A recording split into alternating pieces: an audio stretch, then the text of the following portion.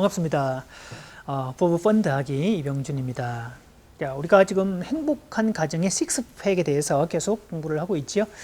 자, 5가지, 오늘 5번째 영성적 성장이 있더라.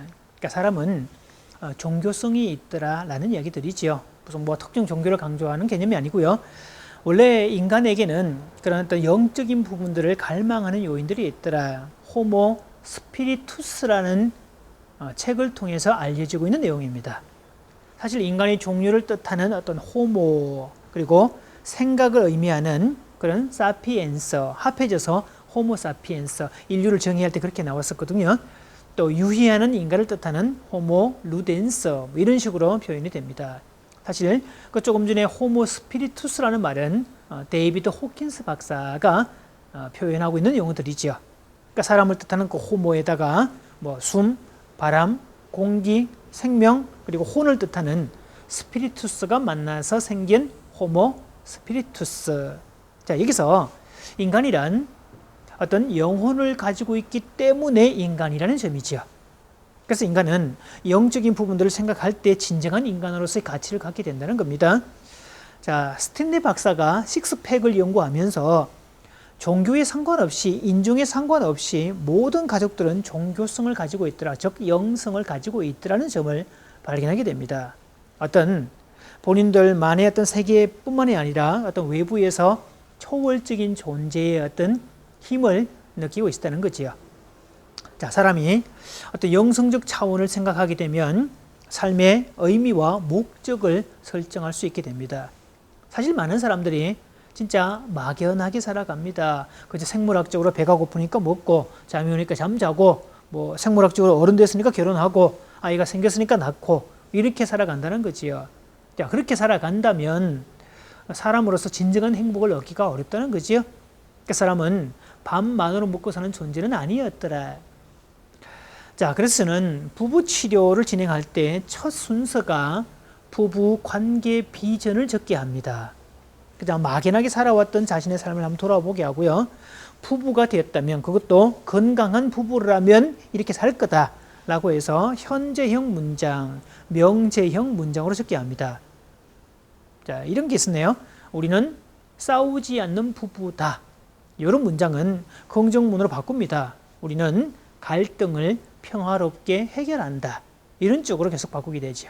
뭐 비슷한 것들이 우리는 각자의 차이를 인정한다. 또는 우리는 자녀 교육관이 일치한다. 우리는 서로에게 좋은 친구다. 자, 이렇게 해서 한 20가지 정도의 목록을 작성하고 나면 둘의 내용들을 조합을 해서 공통되는 것부터 차곡차곡 정리를 해서 두 사람이 동시에 가지는 공통관계 비전을 만들게 됩니다. 그래서 아주 예쁘게 출력을 해서 온갖 곳에 붙이게 만들죠. 집안의 냉장고, 뭐 화장실, 화장대, 자동차, 뭐 사무실, 또 거실, TV 옆에 하여튼 눈에 띄는 곳에 붙여놓고 그것을 매일매일 읽으라고 그러죠. 그 이유는 부부가 관계 비전을 정함으로써 나가야 할 방향성을 갖게 된다는 점입니다. 그래서 어떤 부분은 첫 타임에 이 작업을 하고 난 다음에 급속도로 가까워지는, 우리 부부가 정말 이런 것들 생각 안 하고 살았다는 것을 깨닫고 아주 급속도로 가까워지는 부부도 더러 많이 보게 됩니다. 그러니까 사람은 삶의 의미와 가치가 있어야 살맛이 난다는 거지요.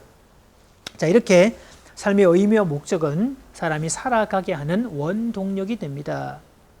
자, 우리나라 최초의 시각장애인 박사인 강용우 박사, 이분도 자신이 성공할 수 있었던 어떤 비결, 또 훌륭한 자녀 교육의 밑바탕에는 삶의 의미와 목적에 대한 분명한 이유가 있었다고 말합니다. 그래서 그분은 그것을 원동력이라는 책을 통해서 표현하고 있는데요. 자, 자식들에게 삶의 의미와 목적을 찾게 하는 일, 바로 그것이 가장이 해야 될 아주 중요한 작업들이 되겠죠. 그래서 이렇게 영성적 차원은 어떤 합리성이나 옳고 그름의 차원을 넘어서는 그런 수준을 말합니다. 사실 가족 관계에서 관계적 역설은 새로운 행복을 만들어내는 탁월한 관점들이 되지요. 자, 그러니까에서 그럼에도 불구하고로 바뀌어야 행복한 거지, 그러니까로 되면 문제가 심각해질 수 있습니다. 자, 우리나라의 대표 지성인으로 존경받는 이어령 씨도 지성에서 영성으로라는 책을 통해서 자신의 어떤 삶의 전환점을 맞이하게 된 것을 보여줍니다. 물론 거기에는 암 투병 끝에 실명의 위기까지 간 딸의 어떤 그 병을 회복하는 과정에서 있었던 일이지만, 자, 그 삶이 그러니까, 즉 지성, 합리성, 옳고 그름, 과학적 사고의 차원에서 그럼에도 불구하고의 삶으로 전환되었다는 점에 의미를 둘 수 있겠지요. 사실 사람들의 지적 수준이 높아지고 의식 수준이 높아짐에도 불구하고 가정이 더 많이 깨지는 것은 가족 간의 관계, 부부 관계를 그러니까로만 보려고 하는 문제 때문입니다. 자, 그러나 행복한 가정은 그러니까의 법칙을 넘어서 그럼에도 불구하고의 영성적 차원으로 사는 사람들이지요. 그래서 옳고 그름이란 잣대를 내려놓고 혹여 부족하거나 모자라는 가족을 볼 때 그러니까 네가 문제야 라고 말하는 게 아니라, 그러니까 그럼에도 불구하고 내가 존재하지, 내가 너를 돕기 위해서 존재하지 라고 말하는 그런 관계로 전환될 때 관계는 윈윈으로 전락될 수 있고요. 이런 관계가 부부들을 또 가족을 행복하게 만들어가게 됩니다. 차원을 높이면 행복은 절로 따라옵니다.